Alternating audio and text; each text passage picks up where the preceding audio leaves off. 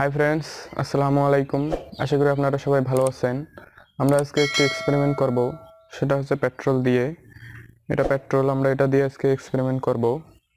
তো আজকের ভিডিও শুরু করা যাক। আর আপনি যদি এরকমই এক্সপেরিমেন্টাল ভিডিও দেখতে চান তাহলে আমাদের চ্যানেলটি সাবস্ক্রাইব করতে পারেন। তো বন্ধুরা, তার জন্য প্রথমে আমরা এখানে কিছু পরিমাণ পেট্রোল ঢেলে নিই।